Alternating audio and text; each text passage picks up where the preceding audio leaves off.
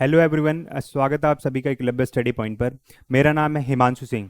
आज की इस वीडियो में हम बात करने वाले हैं क्लास 11th की जो सोशियोलॉजी है उसकी बुक 1, उसका जो चैप्टर नंबर 2 है जिसका नाम है समाजशास्त्र में प्रयुक्त शब्दावली संकल्पना और उसका क्या उपयोग होता है। यानी कि सोशियोलॉजी में कुछ हम विशेष प्रकार के जो शब्द होते हैं, टर्मिनोलॉजीज होती हैं जिसको हम शब्दावली बोलते हैं हिंदी में, उनका क्या मतलब होता है, उनका क्या यूज़ होता है, उसको हम आज की इस वीडियो में जानेंगे।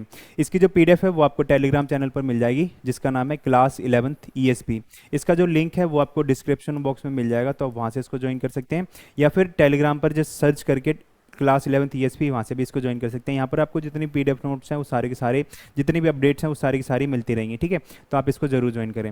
अगर हम बात करते हैं टॉपिक्स के बारे में, यानी कि कौन कौन से ऐसे टॉपिक्स हैं जिसको आज की इस वीडियो में हम कवर करेंगे। सबसे पहले हम समझेंगे कि जो सोशल ग्रुप्स होते हैं और जो सोसाइटी होती है उसमें क्या फ़र्क होता है, यानी कि जो सामाजिक समूह होते हैं और समाज होता है बेसिकली उसमें क्या मतलब होता है। ठीक है, ये कितने प्रकार के होते हैं, यानी कि जो सोशल ग्रुप्स होते हैं उनके कितने टाइप्स होते हैं। उसके बाद हम जानेंगे कि जो कास्ट होती है यानी कि जो जाति, और जो क्लास होती है यानी कि वर्ग, इन दोनों में क्या डिफरेंस होता है।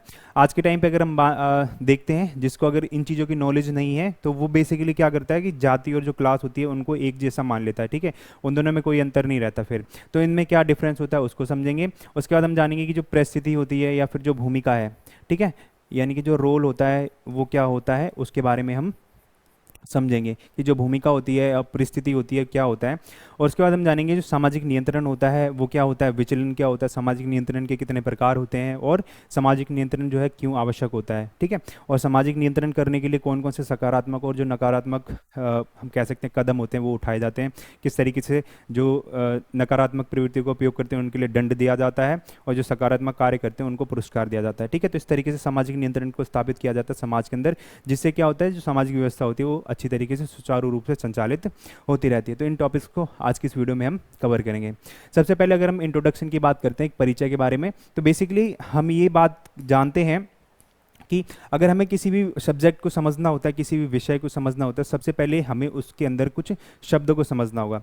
जैसे अगर हम बात करते हैं हिस्ट्री के लिए, ठीक है, तो हर विषय से संबंधित कुछ विशेष प्रकार के शब्द होते हैं, हमें उसको समझना पड़ेगा। अगर वो शब्द हमें समझ नहीं आएंगे, वो वर्ड्स हमें समझ नहीं आएंगे, तो जो सब्जेक्ट होता है उसको समझना थोड़ा सा मुश्किल हो जाता है।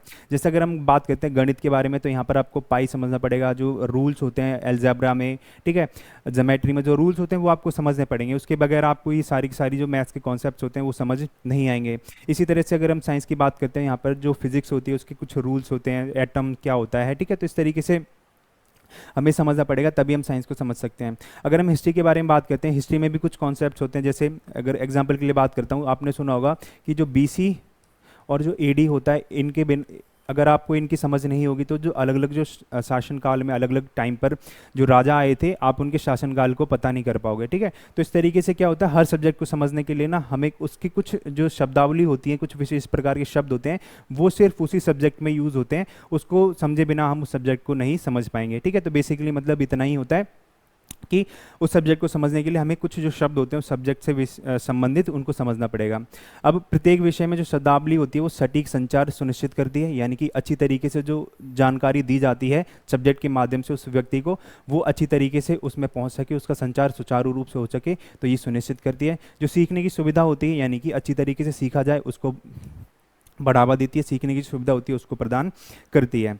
अब यह अवधारणाओं को की जो स्पष्टता होती है, सटीकता होती है, ठीक है, उसकी जो समझ होती है उसको बढ़ाती है, और जो विषयों के भीतर जो ज्ञान होता है उसको बढ़ावा देने का काम करती है जो शब्दावलियाँ होती हैं। ठीक है, जैसे अगर आपको हिस्ट्री के बारे में अगर थोड़ी सी भी नॉलेज है, थोड़ा सा इंटरेस्ट आता है, तो आप जो ईडी और बीसी का जो कॉन्सेप्ट होता है उसको अच्छे से समझ सकते हो। ठीक है, कुछ हिस्ट्री में जो टर्मिनोलॉजीज होती हैं उनको अगर समझते हो तो आप हिस्ट्री को काफ़ी अच्छी तरीके से समझ सकते हो। जो भी विषय आपको समझाया जा रहा है, ठीक है, जो भी टॉपिक आपको समझाया जा रहा है, तो आप उसको अच्छी तरीके से, स्पष्ट तरीके से, क्लियरली सीख सकते हो। और सटीकता आती है आपके अंदर। ठीक है, सटीकता का क्या मतलब होता है कि एग्जैक्ट जो इन्फॉर्मेशन जो बुक आपको देना चाह रही है, जो सब्जेक्ट आपको देना चाह रहा है, वो आप लेकर आते हो, और सब्जेक्ट के अंदर जो भी नॉलेज होती है, जो भी ज्ञान होता है, वो अच्छी तरीके से आगे संप्रेषित होता है, कम्युनिकेट हो पाता है। ठीक है, जो भी लर्नर होता है और जो सब्जेक्ट का जो टीचर होता है वो इसके माध्यम से अच्छी तरीके से कर पाता है, उन शब्दावलियों के माध्यम से। ठीक है, अब अगर समाजशास्त्र की बात करते हैं तो यहाँ पर हमें कुछ शब्दावली देखने को मिलती हैं। ये क्या काम करती हैं, अवधारणाओं, सिद्धांतों और जो घटनाएं होती हैं उनको परिभाषित करने का काम करती है। अब जो शब्दावलियाँ होती हैं वो हमारे समाज में हमें कुछ अवधारणाएं या फिर जो संकल्पनाएं होती हैं, कुछ सिद्धांत होते हैं, जो थ्योरीज होती हैं, थ्योरीज का क्या मतलब होता है कि अलग अलग जो व्यक्ति आते हैं अपने विचार देते हैं, समाज में अलग अलग तरीके से उनको विश्लेषित करते हैं, उनको परिभाषित करते हैं। ठीक है, तो जो शब्दावलियाँ होती है वो इन घटनाओं को परिभाषित करने का काम करती है हमारी सोशियोलॉजी के अंदर। अब इससे क्या होता है, सामाजिक संरचनाओं, व्यवहारों और जो गतिशीलता होती है उसका विश्लेषण करने में हमें आसानी रहती है। ठीक है, समय के साथ में जैसे जैसे अलग अलग जो शब्दावलियाँ होती हैं, अलग अलग जो सिद्धांत आते हैं वो देते हैं। ठीक है, तो अलग अलग जो शब्दावलियाँ होती हैं, नई शब्दावलियाँ होती हैं, वो समाजशास्त्र का जो विषय है उसमें ऐड ऑन होती रहती हैं। तो इससे क्या होता है, जो समाज की जो संरचना होती है वो हमें अच्छे से समझ आती है, उसका विश्लेषण कर पाते हैं, समाज में किस तरीके से व्यवहार किया जा रहा है वो अच्छी तरीके से समझ आता है, और समाज किस तरीके से प्रोग्रेस कर रहा है, किस तरीके से गतिशीलता है, विकसित हो रहा है, वो सारी की सारी चीज़ें हमें इन शब्दावलियों के माध्यम से समझ आती हैं। ठीक है, अगर हम समाजशास्त्रीय ज्ञान की बात करते हैं, यानी कि इसका केंद्र बिंदु क्या है, तो ये है सामान्य बौद्धिक ज्ञान पर आधारित होता है। अब क्या होता है, सामान्य बौद्धिक ज्ञान क्या होता है, जो कॉमन सेंस होती है वो होती है। ठीक है, हमने पढ़ा था कि जो पूरा का पूरा जो कॉन्सेप्ट होता है सोसाइटी में वो किस पे आधारित होता है, वो होता है जो हमारी कॉमन सेंसेस होती है उस पर आधारित होता है। हर व्यक्ति के अपने अपने विचार होते हैं, वो कहते हैं ना जितने मुंह उतनी बातें। ठीक है, तो हर व्यक्ति अपनी अलग अलग बातें बताता है। तो इसी तरीके से क्या होता है, समाजशास्त्रीय जो ज्ञान होता है, यानी कि जो सोसाइटी में जो भी नॉलेज होती है उसका जो बेस होता है वो क्या होता है, हमारी कॉमन सेंस होती है। जिस प्रकार समाज में विभिन्न प्रकारों के व्यक्ति और समूह होते हैं, उसी प्रकार कई तरह की संकल्पनाएं और विचार आते हैं, यानी कि जितने लोग उतनी बातें। ठीक है, जितने मुंह उतनी बातें। अलग अलग व्यक्ति होते हैं, अलग अलग अपनी संकल्पनाएं देते हैं, अलग अलग समूह होते हैं, अपने अलग अलग विचार देते हैं। ठीक है, तो इस तरीके से हमें शब्दावलियों में हमें कह सकते हैं भिन्नता देखने को मिलती है, और भारी संख्या में हमें शब्दावलियाँ यहाँ पे देखने को मिलती हैं। जो समाजशास्त्र होता है समाज को समझने के लिए सामाजिक परिवर्तनों पर दृष्टि रखता है, और हमें पता है समाजशास्त्र का केंद्रीय मुद्दा क्या होता है कि समाज को समझना होता है। ठीक है, समाजशास्त्र हमने पढ़ा था, समाजशास्त्र का मतलब क्या होता है, समाज को समझना, समाज का अध्ययन करना। तो समाज को समझने के लिए समाज में जो भी परिवर्तन होते हैं उन पर केंद्रित होता है पूरा का पूरा हमारा समाजशास्त्र। ठीक है, अब कार्ल मार्क्स के लिए अगर हम बात करते हैं तो उन्होंने क्या कहा था कि वर्ग संघर्ष होता है तो समाज के समझने की मुख्य संकल्पना थी। यानी कि जो कार्ल मार्क्स थे वो ये कहते थे कि वर्ग और जो संघर्ष होता है उनके बीच में जो संघर्ष होता है उसको समझना है, तो वही सोशियोलॉजी होती है। ठीक है, अब वर्ग और संघर्ष क्या होता है, उन्होंने कहा था कि जो पूरा का पूरा जो समाज होता है, यानी कि जो कार्ल मार्क्स थे वो समाज को दो भागों में वर्गीकृत करते थे। सबसे पहला समाज जो था उसको बोलते थे पूंजीपति। एक मिनट। ठीक है, समाज को वो दो भागों में वर्गीकृत करते थे। पहला तो था सर्वहारा वर्ग, और जो दूसरा था वो था पूंजीपति वर्ग। अब सर्वहारा वर्ग था वो था गरीब। ठीक है, हम कह सकते हैं जो समाजवाद था उसका समर्थक था। ठीक है, और जो दूसरा था पूंजीपति यानी कि जो अमीर वर्ग था वो था। तो कार्ल मार्क्स ने इसको अमीरों वाला वर्ग। ठीक है, तो इस तरीके से इन्होंने वर्गीकृत किया था, और इन्होंने बोला था कि जो उत्पादन के जो साधन होते हैं उन पर स्वामित्व जो होता है पूंजीपति वर्ग का होता है, और उन्हीं से संसाधनों को छीनने का काम कौन करता है, जो सर्वहारा वर्ग जो गरीब लोग होते हैं वो काम करते हैं। ठीक है, तो इसी के लिए क्या होता है, संघर्ष होता है, और यही स्थिति कार्ल मार्क्स ने बताई थी। तो उन्होंने कहा था वर्ग और जो संघर्ष होता है उसके बीच में समाज को समझना है, तो वो हमारी जो सोशियोलॉजी होता है, समाजशास्त्र होता है, उसका मुख्य बिंदु होता है। ठीक है, मुख्य संकल्पना होती है। अगर हम बात करते हैं एमिल खुर्दाइम की, तो उन्होंने सामाजिक एकता और सामूहिक जो चेतना होती है उसको मुख्य विषय माना था कि हमें ये समझना पड़ेगा उनके अनुसार कि जो समाज होता है वो एकजुट क्यों है, उनके अंदर ऐसा क्या है, उनके अंदर सामूहिक चेतना है, उसको समझना पड़ेगा कि समाज जो है एकजुट क्यों है, किस तरीके से जितने भी लोग हैं वो आपस में संबंधित होते हैं, किस तरीके से रिश्ते होते हैं उनका गठन करते हैं, और समाज में किस तरीके से यूनिटी है। ठीक है, तो ये समझने के लिए इन्होंने कहा था। अब इसके बाद क्या होता है कि जो समाजशास्त्र होता है उसमें कुछ लोगों ने जो मानवीय व्यवहार होता है उसके समझने की कोशिश की थी। यानी कि समाजशास्त्र में कुछ लोग जो होते हैं वो तो मानवीय व्यवहार यानी कि मानव को केंद्र में रखकर सारी की सारी गतिविधियां करते हैं, और जो कुछ लोग होते हैं वो वृद्ध संरचनाओं को फॉलो करते हैं, यानी कि उनको समझने की कोशिश करते हैं, जैसे वर्ग को, जाति को, जो बाजार होता है, राज्य या फिर जो समुदाय होता है उनको समझने की बात करते हैं। यानी कि कुछ लोग जो होते हैं जो मानव को केंद्र बनाकर सारी का सारा अध्ययन करते हैं, और कुछ ऐसे लोग होते हैं जो एक बड़े स्तर पर एक वर्ग को उसका विश्लेषण करते हैं, एक जाति का विश्लेषण करते हैं, एक बाजार का विश्लेषण करते हैं, एक राज्य का विश्लेषण करते हैं। ठीक है, तो इस तरीके से अलग अलग बिंदु हमें यहाँ पर देखने को मिलते हैं। अगर हम द्वितीय विश्व युद्ध के बाद की बात करते हैं तो समाजशास्त्र जो था संरचनात्मक प्रकारवादियों से काफ़ी ज़्यादा प्रभावित हुआ था, और उन्होंने समाज को एक महत्वपूर्ण रूप से सामंजस्यपूर्ण पाया था। अब जो संरचनात्मक प्रकारवादी होते हैं ये कहते हैं कि समाज जो है किस तरीके से बना है और किस तरीके से काम करता है। ठीक है, तो ये इनके अनुसार मुख्य बिंदु होता है। हमें ये फोकस नहीं करना चाहिए कि समाज क्या है, किस तरीके से, ये सब नहीं करना चाहिए। हमें किस पर फोकस करना चाहिए कि समाज किस तरीके से बना है और किस तरीके से काम कर रहा है। और ये कहते थे कि इसी तरीके से अगर हम इनके कार्य प्रणाली को पता कर लेंगे तो हम ये जानेंगे कि जो समाज है वो सामंजस्यपूर्ण हमें देखने को मिलता है।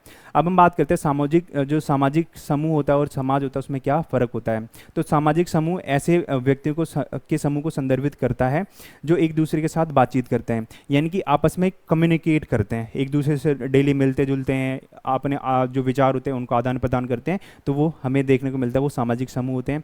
यहाँ पर अपनेपन की भावना होती है, यानी कि वी फीलिंग होती है, यानी कि एक दूसरे के साथ जो पहचान होती है उसको साझा करते हैं, अपनापन होता है, अपने जो हित होते हैं, समान हित होते हैं, मानदंड होते हैं, मूल्य होते हैं, वो रखते हैं। जैसे एग्जाम्पल के लिए अगर हम बात कर सकते हैं, आप कहीं पर रहते हो, ठीक है, तो आपकी सोसाइटी के लोग तो आपसे बातचीत करते हैं, ठीक है, तो वो आपका एक समूह हो गया।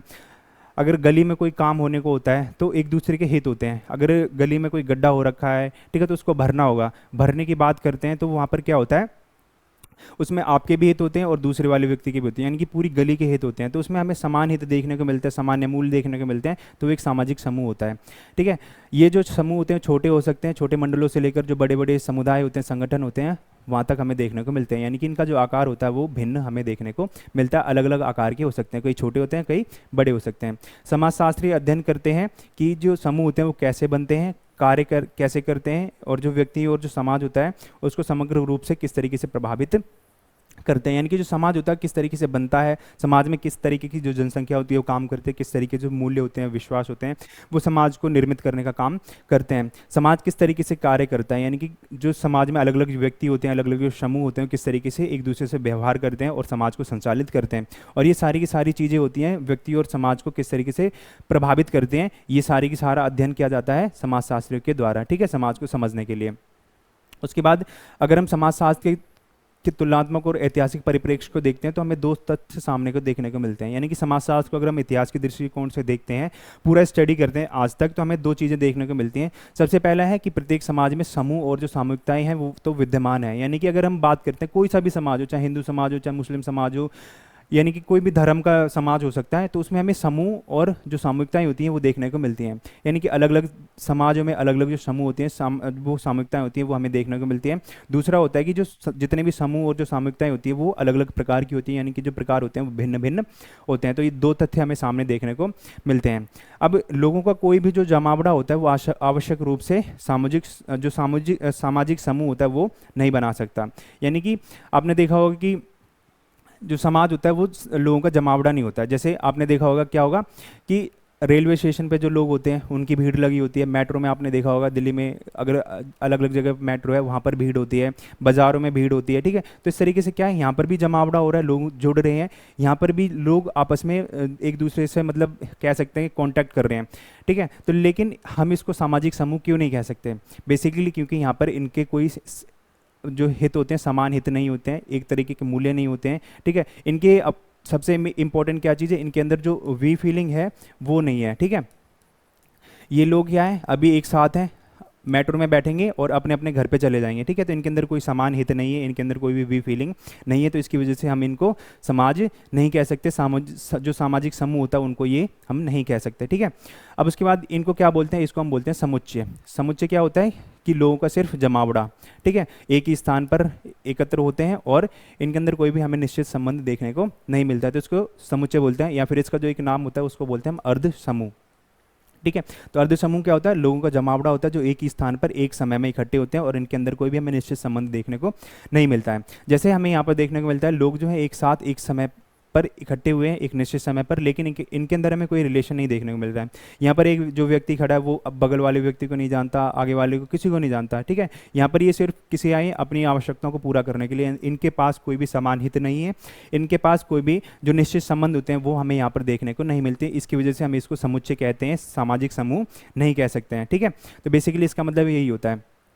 अब जो पारंपरिक समाज होते हैं वो नज़दीकी घनिष्ठता और जो आमने सामने की अतःक्रिया होती है उस पर ज़्यादा फोकस करते हैं, यानी कि जो पुराने समाज होते हैं वो एक दूसरे के साथ परस्पर जो घनिष्ठता होती है, गहराई होती है, रिश्तों में जो गहरापन होता है उसकी बात करते हैं, और एक दूसरे से आमने सामने की जो अतःक्रिया होती है उस पर बात करते हैं। लेकिन आधुनिक यानी कि जो मॉडर्न सोसाइटीज़ हैं वो अव्यक्तिगत अनासक्त दूरस्थ अंतःक्रिया पर बात करते हैं, यानी कि किसी से कोई मतलब नहीं है, दूर मतलब दूर दूर की जो राम राम होती है ना उसकी बात करते हैं, ठीक है। तो ये आधुनिक समाज होता है, पारंपरिक समाज में ये अंतर होता है। अब जो सामाजिक समूह होते हैं वो कितने प्रकार के होते हैं, एक बार हम उसको समझते हैं। सबसे पहले हमें देखने को मिलता है प्राथमिक और जो द्वितीयक समूह होते हैं वो अतः और बाह्य समूह। दूसरे होते हैं समुदाय और समाज, इनमें क्या अंतर होता है, संदर्भ समूह और समन्वयक समूह, समवयस्क समूह, इनको हम समझेंगे अभी। तो सबसे पहले हम बात करते हैं प्राथमिक समूह और द्वितीयक समूह। प्राथमिक समूह क्या होते हैं, छोटे समूह जो घनिष्ठ आमने सामने के मेल मिलाप और सहयोग द्वारा एक दूसरे से जुड़े होते हैं, यानी कि छोटे होते हैं, आमने सामने बात करते हैं और ये व्यक्ति उन्मुख होते हैं। यानी कि यहाँ पर जो प्राथमिक समूह होते हैं उसमें जो केंद्र बिंदु होता है वो कौन होता है, वो व्यक्ति होता है। यानी कि जो पर्सन ओरिएंटेड की बात कौन करता है, जो प्राइमरी जो ग्रुप्स होते हैं वो बात करते हैं। जो सदस्यों में एक दूसरे के से संबंधित होने की जो भावना होती है वो यहाँ पर हमें देखने को मिलती है। जैसे इनके अंदर हमें वी फीलिंग देखने को मिलती है, यानी कि अपनेपन की जो भावना होती है वो यहाँ पर हमें देखने को मिलती है, जिसमें परिवार, ग्राम और जो मित्र होते हैं वो यहाँ पर हमें देखने को मिलते हैं। परिवार होता है, परिवार में क्या होता है, कुछ सदस्य होते हैं, उनके अंदर किसी भी प्रकार का स्वार्थ नहीं होता है एक दूसरे के प्रति, और सब किसी के लिए काम करते हैं, एक दूसरे के लिए काम करते हैं, एक दूसरे के साथ सहयोग करते हैं। तो वो हमें प्राथमिक समूह में देखने को मिलते हैं। अगर हम दूसरी बात करते हैं द्वितीयक समूह के बारे में, तो ये आप जो आकार होता है उसमें काफ़ी बड़े होते हैं, यानी ठीक है, और ये किस लिए होते हैं, लक्ष्य उन्मुख होते हैं। यानी कि जो व्यक्ति होते हैं एक लक्ष्य को पाने के लिए, यानी कि गोल ओरिएंटेड काम करने के लिए ये एक साथ आते हैं। औपचारिक और जो अव्यक्तिगत संबंध होते हैं वो यहाँ पर हमें देखने को मिलते हैं। यानी कि समाज में आप देखते हो, ठीक है, आप अपनी गली के बाहर चले जाओ तो वहाँ पर भी हमें देखने को मिलता है कि कोई भी जो व्यक्ति होते हैं वो एक साथ किस लिए आते हैं, वो काम करने के लिए आते हैं, ठीक है। और यहाँ पर हमें स्वार्थ देखने को मिलता है, ठीक है। कोई भी जो व्यक्ति होता है वो अपने स्वार्थ के लिए एक दूसरे के साथ औपचारिक जो संबंध होते हैं, अव्यक्तिगत संबंध होते हैं, उनको स्थापित करता है और अपने जो निजी होते हैं उनको प्राथमिकता देता है। जिसमें हमें विद्यालय, सरकारी जो कार्यालय होता है वो देखने को मिलता है, ठीक है, अस्पताल और जितने भी छात्र संघ होते हैं वो यहाँ पर हमें देखने को मिलते हैं, ठीक है। तो ये सारे के सारे प्राथमिक और जो द्वितीयक समूह होते हैं वो काम करते हैं। दूसरे जो होते हैं वो होते हैं समुदाय और समाज। समुदाय और समाज में क्या डिफरेंस होता है, तो मानव जो बहुत अधिक व्यक्तिक, घनिष्ठ और चिरस्थायी होते हैं। यानी कि पहले की तरह हो गया, इस समुदाय में क्या होता है, जो व्यक्तिगत और जो घनिष्ठ होते हैं, चिरस्थायी होते हैं, जो संबंध होते हैं चिरस्थायी होते हैं, इनके दिल से संबंध होते हैं, हमें देखने को मिलते हैं। यहाँ पर जो एक व्यक्ति की भागीदारी होती है वो महत्वपूर्ण मानी जाती है। दूसरी तरफ जो समाज होता है वो अव्यक्तिक, बाहरी और अस्थायी होता है। यानी कि जो रिलेशन होते हैं वो बाहरी तौर पर दिखावटी ज़्यादा होते हैं। एक व्यक्ति का व्यवहार दूसरे से नपातुला, युक्ति संगत और निजी हितों के अनुसार होता है। यानी कि एक दूसरे के साथ स्वार्थ की जो भावना होती है उसके माध्यम से काम करते हैं। अब यहाँ पर हम कह सकते हैं कि जो समुदाय होता है वो प्राथमिक समूह हो सकता है और जो समाज होता है वो द्वितीयक समूह हो सकता है, ठीक है। क्योंकि समुदाय क्या होता है, यहाँ पर भी जो हम कह सकते हैं सेल्फ जो स्वार्थ वाली भावना होती है वो यहाँ पर हमें देखने को नहीं मिलती है। सेम हमें यहाँ पर भी प्राथमिक जो समूह थे वहाँ पर भी देखने को नहीं मिलती है। लेकिन जो समाज होते हैं वहाँ पर हमें जो स्वार्थ की जो भावना होती है, सेल्फनेस की जो फीलिंग होती है वो हमें देखने को मिलती है, जो कि सेम जो हम कह सकते हैं सेकेंडरी समूह थे, सेकेंडरी ग्रुप से द्वितीयक समूह थे, वहाँ पर भी हमें देखने को मिलती है। जो समुदाय होते हैं उनके अंदर हम देख सकते हैं एक ही, हम कह सकते हैं परिवार के जो लोग होते हैं वो आ सकते हैं, ठीक है, जो प्राथमिक समूह के अंदर आते थे। द्वितीयक समूह में हमारे आसपास के जो लोग होते हैं जिनके साथ हमारा कोई डायरेक्ट रिलेशन नहीं होता है, उनसे कोई एक निश्चित संबंध नहीं होता है, वो यहाँ पर हमें देखने को मिल जाते हैं समाज के अंदर, ठीक है। और जो तीसरा टाइप होता है वो होता है बाह्य समूह और अंतः समूह। इन दोनों में क्या डिफरेंस होता है, ये आपस में असंबंधित होते हैं, यानी कि कोई इनके अंदर रिलेशन नहीं होता है। लेकिन अंतः समूह से क्या होता है, संबंधित होने की एक भावना हमें यहाँ पर देखने को मिलती है। इसमें क्या होता है, रिश्तों का अभाव होता है, तो यहाँ पे संबंधों में निकटता पाई जाती है, हमें निकटता देखने को मिलती है। यहाँ पे क्या होता है, त्याग और जो सहानुभूति है उसका अभाव रहता है, यानी कि लोग एक दूसरे के लिए सेक्रीफाइस नहीं कर पाते हैं। और यहाँ पर अंतः समूह के अंदर क्या होता है, जो त्याग होता है और जो सहानुभूति होती है वो हमें यहाँ पे देखने को मिलती है। अब बेसिकली इसमें क्या होता है, जैसे अगर हम बात कर सकते हैं, कहीं पे आप रहते हो, जैसे दिल्ली वगैरह में बड़ी बड़ी जो मेट्रो सिटीज़ होती है उनके अंदर आप रहते हो, आप कहीं पे मकान देखने के लिए जाते हो, तो जिसके वहाँ पे परमानेंट मकान है, जो वहाँ पे काफ़ी लंबे टाइम से रहता है, तो उनको हम कह सकते हैं वो होते हैं कौन, वहाँ पे अंतः समूह। और आप अगर मकान देखने जाते हो तो आप कौन हो, वहाँ पर बाह्य समूह, ठीक है। तो उनके अंदर क्या होगा, उनके अंदर हमें जो संबंधों में निकटता होती है वो देखने को मिलती है, एक दूसरे से संबंधित होते हैं और कहीं ना कहीं किसी हद तक वो एक दूसरे के लिए त्याग भी कर सकते हैं। लेकिन आप बाहर से जा रहे हो वहाँ पर, तो आप एक दूसरे से क्या हो, असंबंधित हो, या आपके अंदर कोई भी रिलेशन नहीं है, रिश्तों का अभाव पाया जाता है। और दूसरा क्या है, यहाँ पर वो ना आप उसके लिए त्याग करोगे ना वो आपके लिए त्याग करेगा, तो यहाँ पर त्याग और जो सहानुभूति है उसका अभाव हमें यहाँ पर देखने को मिलता है। अब जो तीसरे होते हैं संदर्भ समूह, यानी कि रेफरेंस। अब रेफरेंस का मतलब क्या होता है, हमें उससे कुछ हेल्प चाहिए होती है, यानी कि उसके जैसा कुछ करना होता है। ठीक है, तो क्या होता है, कुछ लोगों के लिए हमेशा जो दूसरे समूह होते हैं जिनको वे अपना आदर्श मानते हैं की तरह देखते हैं और उनके जैसा बनना चाहते हैं, यानी कि रोल मॉडल का काम करते हैं ये संदर्भ समूह। ठीक है, तो इन्हीं को जो रोल मॉडल होते हैं, जो आदर्श होते हैं, उनको संदर्भ समूह कहा जाता है। वे समूह जिनकी जीवन शैली का अनुकरण किया जाता है, यानी कि जिनको फॉलो किया जाता है, जिनकी लाइफ स्टाइल को फॉलो किया जाता है, वो संदर्भ समूह कहलाते हैं। अब इसके अंदर हमें देखने को मिलता है मध्यम वर्गीय भारतीय बिल्कुल अंग्रेजों की तरह व्यवहार करने का प्रयत्न करते थे, तो उनको हम कह सकते हैं कि उनके लिए जो रोल मॉडल था, संदर्भ समूह था, वो कौन था, वो अंग्रेज थे। ठीक है, अब ये जो पूरी की पूरी जो प्रक्रिया थी वो लिंग भेद पर आधारित थी, यानी कि जेंडर बायस पर ये पूरा का पूरा बेस था। जैसे एग्जाम्पल के लिए अगर हम बात करते हैं, जितने भी इंडियन पुरुष थे, यानी कि जो इंडियन मेल थे, वो ये अंग्रेज पुरुषों की तरह बिल्कुल दिखना चाहते थे, लेकिन वो जो लेडीज़ थी, जो महिलाएं थी, उनसे ये अपेक्षा करते थे कि वो भारतीय रहें। ठीक है, यानी कि वे ये चाहते थे कि जितनी भी भारतीय महिलाएं हैं, वे उनका जो रहन सहन है, खाने पीने का जो तरीका है, वो पूरा का पूरा भारतीय रहे। तो इस तरीके से हम कह सकते हैं कि ये जो पूरी की पूरी की प्रक्रिया थी वो लिंग पर आधारित थी। उसके बाद समवयस्क समूह आते हैं। समवयस्क समूह में यानी कि जिनकी समान आयु होती है, समान व्यवसाय होते हैं, तो वो लोग एक दूसरे से बातचीत करते हैं, तो वो क्या कहलाता है, समवयस्क समूह। तो समान आयु के व्यक्तियों के बीच अथवा समान व्यवसाय समूह के बीच ये बनता है। ठीक है, तो उनके अंदर जो भी रिलेशन हमें देखने को मिलता है, चाहे वो दोस्ती का हो, किस तरीके का हो, ठीक है, तो वो समवयस्क समूह कहलाता है।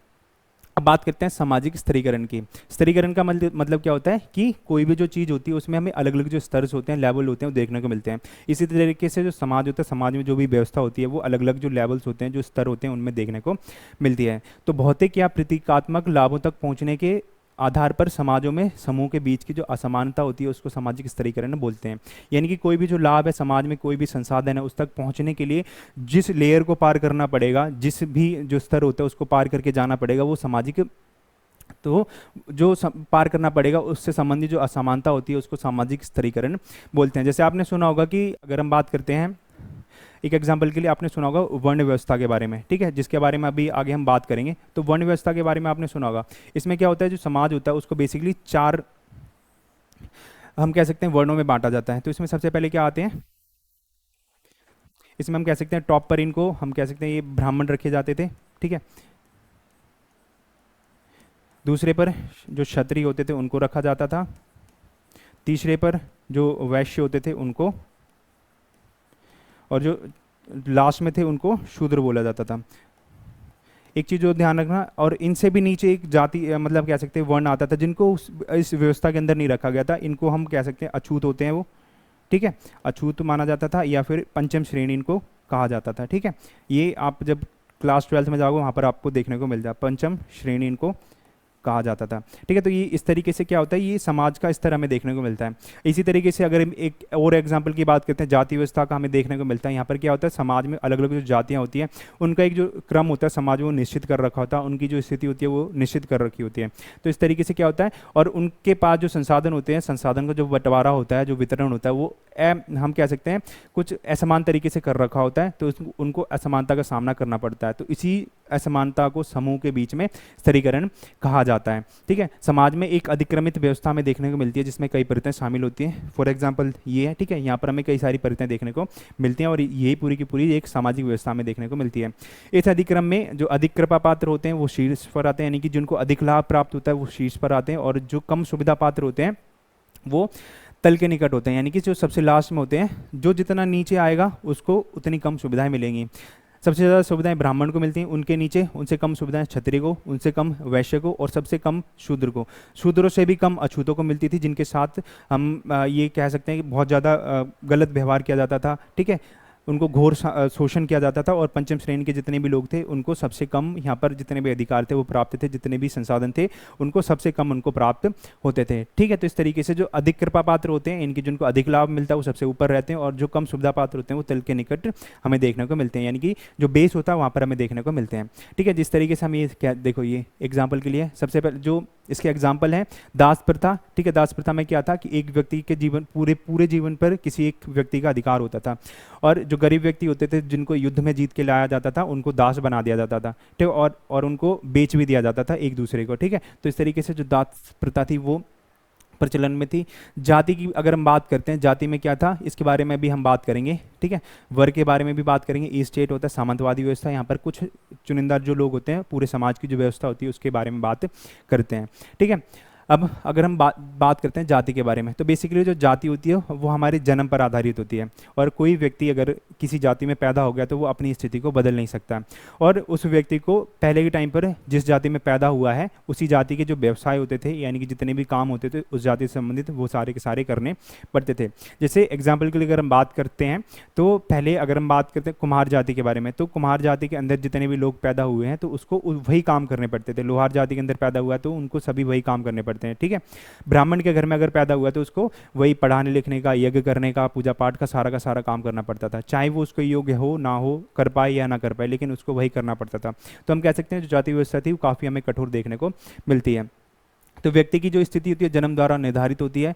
जो विभिन्न जातियां सामाजिक श्रेष्ठता का अधिक्रम बनाती हैं, यानी कि हर जो जाति होती है वो अपने आप को श्रेष्ठ बताने की कोशिश करती है इस अधिक्रम में, ठीक है। जाति संरचनाओं में प्रत्येक स्थान दूसरों के संबंध में इसकी शुद्धता या जो अपवित्रता होती है, अशुद्धता होती है, उसके द्वारा परिभाषित होता है। जिनको इस पूरे के पूरे अधिक्रम में सबसे शुद्ध समझा जाता है उनको टॉप पर रखा जाता है, और जिनको सबसे अपवित्र या फिर अशुद्ध समझा जाता है उनको सबसे नीचे रखा जाता है। तो इसके द्वारा इनको परिभाषित किया जाता है। इस अधिक्रम में एक दूसरे का स्थान होता है, ठीक है।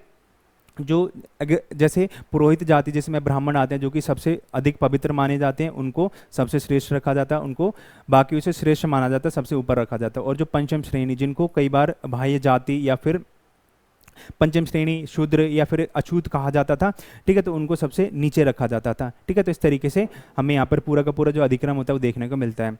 परंपरागत व्यवस्था को सामान्य ब्राह्मण, क्षत्रिय, वैश्य और शूद्र के 4 वर्णों के रूप में संकल्पित किया गया है। अभी मैंने आपको ये बताया था, ठीक है। तो यहाँ पर क्या बताया था मैंने आपको कि हमारी जो पूरी की पूरी जो वर्ण व्यवस्था थी उसमें हमें ये 4 देखने को मिलते हैं, जिसमें ब्राह्मण, क्षत्रिय, वैश्य, शूद्र, ये सारी की सारी जो चारों व्यवस्थाएं हैं, 4 वर्ण हैं, वो हमें देखने को मिलते हैं, जिनको क्या होता है संसाधनों का जो हम कह सकते हैं बंटवारा है वो हमें असमान रूप से देखने को मिलता है। अब इसमें भी एक इंटरेस्टिंग चीज़ ये है कि आप जब आगे पढ़ोगे, एक खाली स्लाइड मैं बताता हूँ, यहाँ पे देखो, आर्य सभ्यता के बारे में पढ़ते हैं, यानी कि जो आर्यन पीरियड होता है उसके बारे में पढ़ते हैं, तो वो हमें 2 भागों में हमें उसको पढ़ना पड़ता है, ठीक है। यानी कि 2 पार्ट्स होते हैं उसके। इसमें सबसे पहले क्या आता है ऋग्वैदिक काल,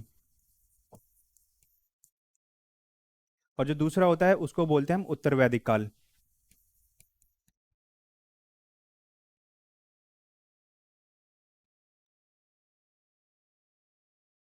ऋग्वैदिक काल क्या होता है, जिसमें ऋग्वेद की रचना की गई थी, और उसके बाद का जो काल था उसको हम उत्तर वैदिक काल बोलते हैं। अब इसके अंदर बाकी के जो 3 हम कह सकते हैं जितने भी वो थे, यानी कि जितने भी वेद थे बाकी के 3 उनको बनाया गया था इसके अंदर, ठीक है। तो इसके अंदर हम कह सकते हैं जो वर्ण व्यवस्था थी वो यहाँ पर हमें देखने को मिलती है, और वर्ण व्यवस्था की जो शुरुआत हुई थी वो यहाँ से ही हुई थी, यानी कि जो स्टार्टिंग हुई थी वर्ण व्यवस्था की वो यहाँ से हुई थी। और वर्ण व्यवस्था का ये एक बिगड़ा रूप था जिसको हम आगे चलकर जाति व्यवस्था कहते हैं, ठीक है।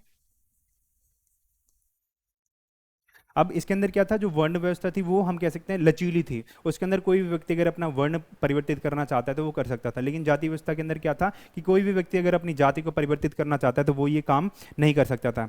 वर्ण व्यवस्था जो थी वो पूरे के पूरे कर्म पर आधारित थी, यानी कि हमारे जो काम था उस पर आधारित थी। लेकिन जो जाति व्यवस्था थी वो किस पर आधारित थी, वो हमारे जन्म पर आधारित थी, यानी कि कोई व्यक्ति किस जाति में जन्मा है, ठीक है, तो वो उसी जाति में रहेगा।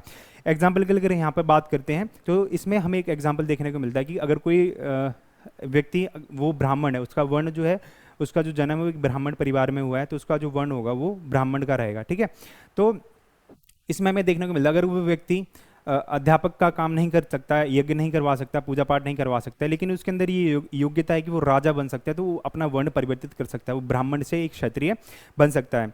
लेकिन अगर हम यहाँ पर बात करते हैं जाति व्यवस्था के अंदर, कोई व्यक्ति ब्राह्मण परिवार में पैदा हुआ है तो उसकी जो जाति है वो हम कह सकते हैं ब्राह्मण है, ठीक है। तो वो अपनी जाति को परिवर्तित नहीं कर सकता, उसके अंदर ऐसी कोई योग्यता नहीं है कि वो पूजा पाठ करवा सके, पढ़ सके, अध्यापन का कार्य कर सके, ठीक है, तो उसको परिवर्तित नहीं कर सकता है। वो अगर ब्राह्मण है तो वो क्षत्रिय नहीं बन सकता, अगर कोई व्यक्ति क्षत्रिय है तो वो शूद्र नहीं बन सकता, बनिया नहीं बन सकता। तो इस तरीके से पूरी की पूरी जो जाति व्यवस्था थी वो हम कह सकते हैं जटिल थी, कठोर थी।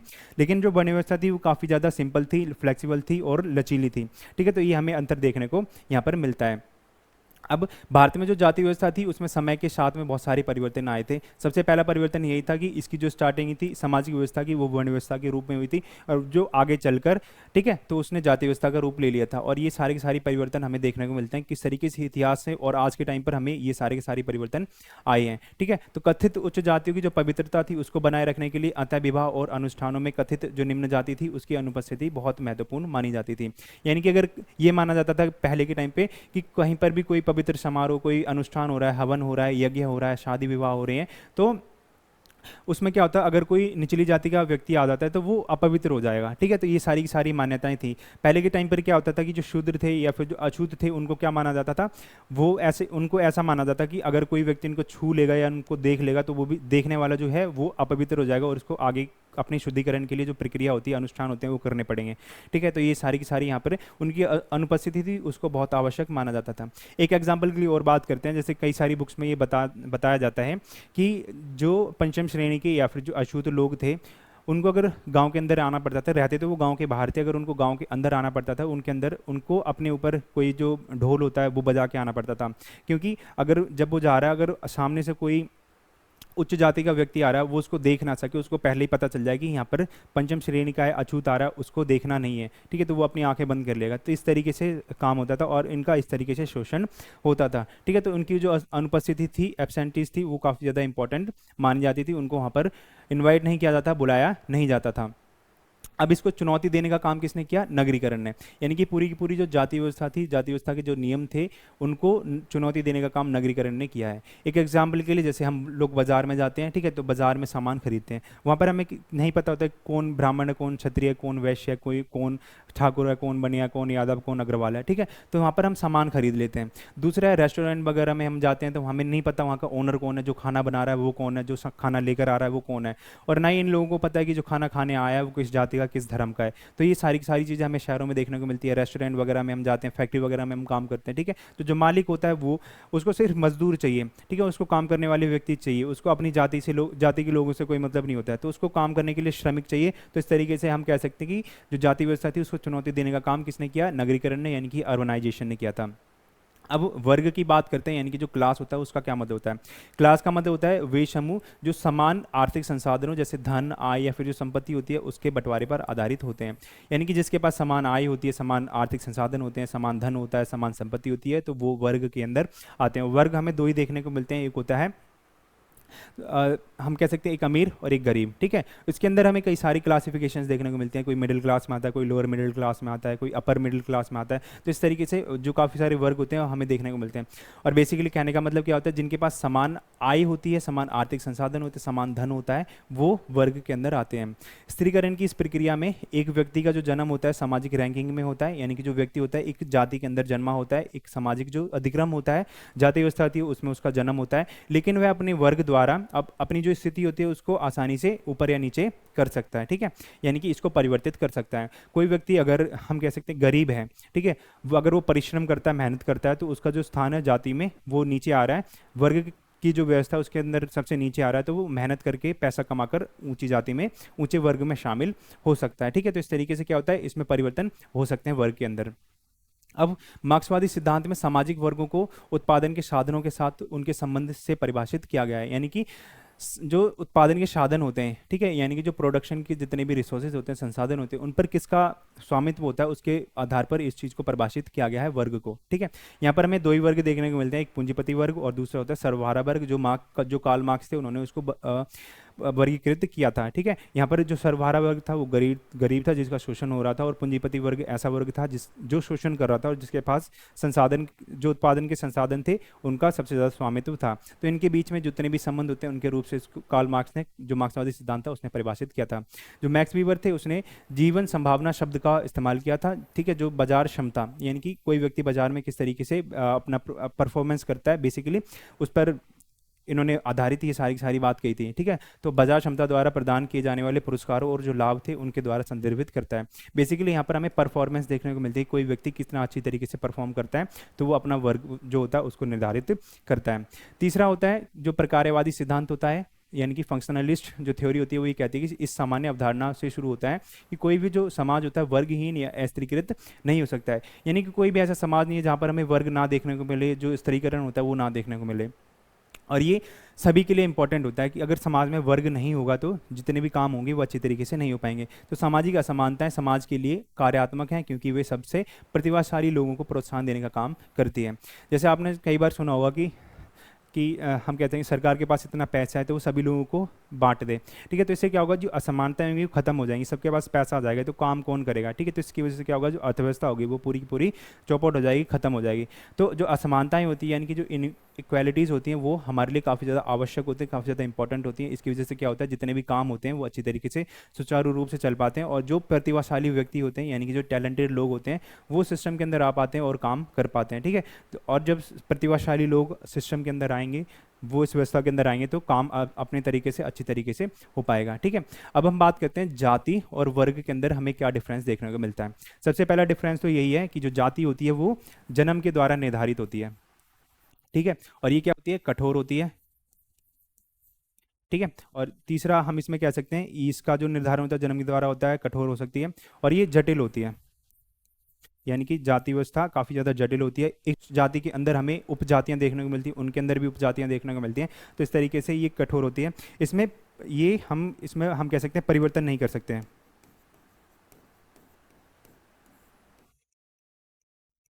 परिवर्तन नहीं कर सकते। लेकिन अगर हम वर्ग की बात करते हैं तो ये क्या होता है, ये हमारे काम पर आधारित होता है। काम पर आधारित हम कह सकते हैं इसको। दूसरा हम कह सकते हैं कि ये हमारी जो संपत्ति होती है, संपत्ति से बढ़िया आय, आय पर आधारित। तीसरा हम इसको कह सकते हैं, इसको हम परिवर्तित कर सकते हैं।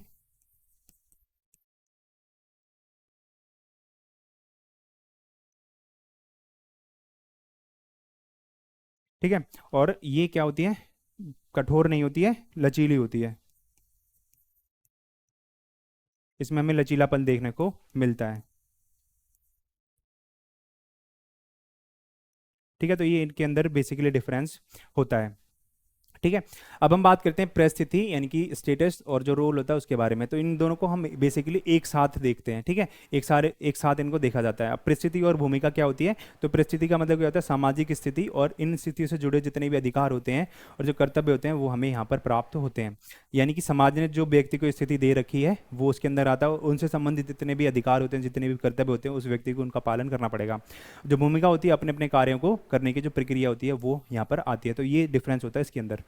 अब प्रत्येक समाज में, प्रत्येक समूह में हमें कई सारी ऐसी स्थितियां देखने को मिलती हैं और प्रत्येक व्यक्ति कई ऐसी स्थितियों पर अधिकार रखता है।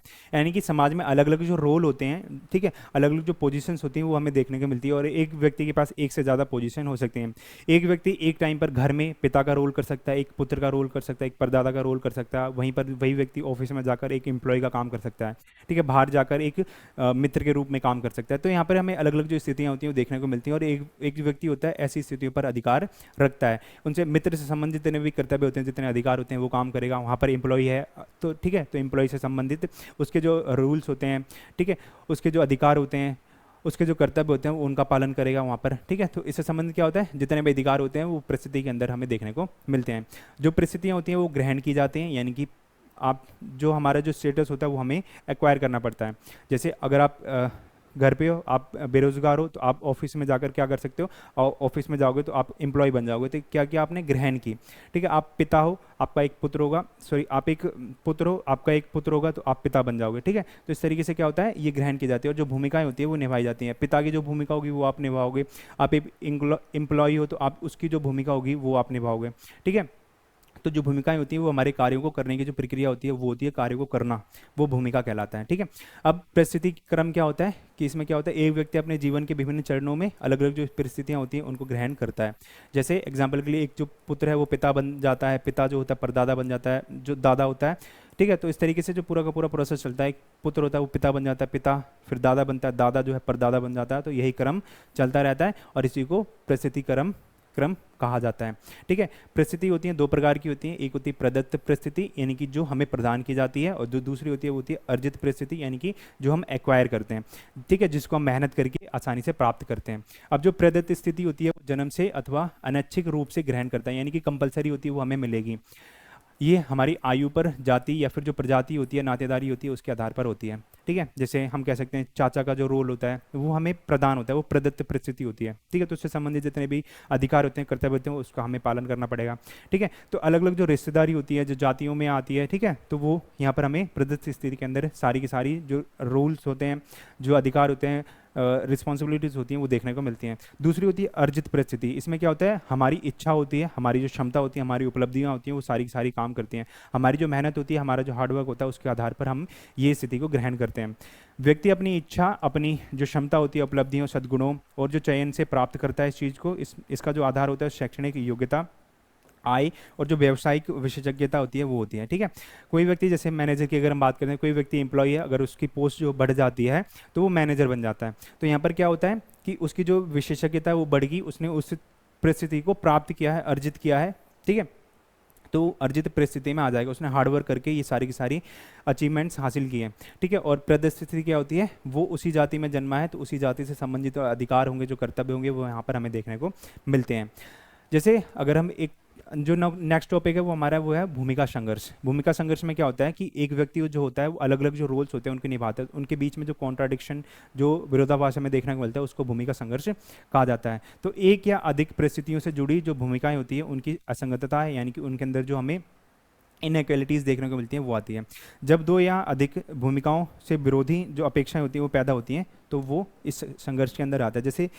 जैसे एग्जाम्पल के लिए बात कर सकते हैं, एक जो महिला है वो घर में काम करती है, ठीक है, किचन में काम करती है, घर का जो सारा काम होता है वो करती है। वहीं पर वही दूसरी महिला ऑफिस में जाकर एक एम्प्लॉय का काम करती है, तो उसके जो रूल्स हैं, उसके जो स्टेटस है वो अलग अलग हैं। ठीक है, तो इसकी क्या है, उसकी जो भूमिका, उससे एक विरोधाभास आ रहा है, तो उसको संघर्ष करना पड़ रहा है, तो वो भूमिका संघर्ष कहलाता है। ठीक है, अब क्या है भूमिका स्त्रीकरण। भूमिका स्त्रीकरण क्या होता है कि समाज के कुछ सदस्यों के लिए कुछ विशेष विशिष्ट भूमिकाओं को सुदृढ़ करने की जो प्रक्रिया होती है, यानी कि कुछ विशेष लोग होते हैं उनको कुछ विशिष्ट जो भूमिकाएं होती हैं उनको प्रदान की जाती हैं, तो वो भूमिका स्त्रीकरण हो जाती है। यानी कि किस व्यक्ति को कौन सा रोल करना है वो कहलाता है भूमिका स्त्रीकरण। ठीक है, सामाजिक नियंत्रण क्या होता है, यानी कि सोशल कंट्रोल क्या होता है। तो व्यक्ति और समूह के व्यवहार को नियमित करने के लिए बल प्रयोग से समाज में व्यवस्था के लिए मूल्यों और प्रतिमानों को लागू करने की जो प्रक्रिया होती है वो सामाजिक नियंत्रण कहलाती है। यानी कि व्यक्तियों के बीच में, समूह के बीच में किस तरीके से व्यवहार होगा उसको नियमित करने के लिए जो कानूनों का सहारा लिया जाता है, उनको बलपूर्वक किस तरीके से नियंत्रित किया जाता है, उनको एक दायरे के अंदर रखा जाता है, तो वो सामाजिक नियंत्रण कहलाता है। ठीक है, अब इसके हमें कुछ प्रकार देखने को मिलते हैं, जिसमें सबसे पहले औपचारिक नियंत्रण आता है। ठीक है, दूसरा होता है अनौपचारिक नियंत्रण, यानी कि फॉर्मल सोशल कंट्रोल और इनफॉर्मल सोशल कंट्रोल। अब फॉर्मल सोशल कंट्रोल के अंदर क्या आता है कि जब नियंत्रण के संहिताबद्ध जो व्यवस्थित साधन होते हैं वो प्रयोग किए जाते हैं, तो वो औपचारिक जो सामाजिक नियंत्रण होता है वो कहलाता है। जैसे में हम कानून को ले सकते हैं, राज्य यानी कि जो सरकार होती है वो काम करती है। ठीक है, तो वो औपचारिक आते हैं। यानी कि बेसिकली यहाँ पर हम क्या करते हैं, जो लिखित संहिताबद्ध जो नियम होते हैं, मानदंड होते हैं, उनका उपयोग करते हैं, तो वो औपचारिक नियंत्रण के अंदर कहलाएगा, जिसमें कानून का सहारा लिया जाता है, लोगों के साथ जबरदस्ती की जाती है, चाहे वो उसको माने या फिर ना माने। ठीक है, और राज्य यानी कि जो सरकार होती है वो काम करती है, लोगों पर नियंत्रण करने का काम करती है, तो वो औपचारिक नियंत्रण कहलाता है। दूसरा होता है अनौपचारिक नियंत्रण। अब अनौपचारिक नियंत्रण में क्या होता है कि यह व्यक्तिगत अशासकीय, यानी कि सरकार का इसमें कोई रोल नहीं होता, और इसके लिए कोई लिखित जो मानदंड होते हैं, यानी कि जो संहिताबद्ध रूल्स होते हैं वो यहाँ पर देखने को नहीं मिलते हैं, यानी कि रिटन फॉर्म में कोई भी यहाँ पर हमें नहीं देखने को मिलता है। अनौपचारिक जो सामाजिक नियंत्रण के विभिन्न माध्यम हो सकते हैं, जिसमें परिवार, धर्म, नातेदारी, यानी कि जो परिवार होते हैं अपने जितने भी सदस्य होते हैं, बच्चे होते हैं, उनको अच्छे अच्छे मूल्यों को सिखाते हैं। ठीक है, व्यक्ति जो होता है अपने परिवार से ही निकलता है बाहर, तो परिवार में अगर उसकी अच्छी परवरिश हो रखी है, परिवार से उसको अच्छे संस्कार मिल रखे हैं, तो समाज में जाकर कोई उपद्रव नहीं करेगा और समाज में अपनी जो भूमिका होगी वो सकारात्मक रूप से निभाएगा। अगर उसके परिवार में ही ये सारी की सारी चीज़ें, गलत चीज़ें सिखाई जाती हैं, तो समाज में जाकर एक असामाजिक तत्व बनने का काम करेगा।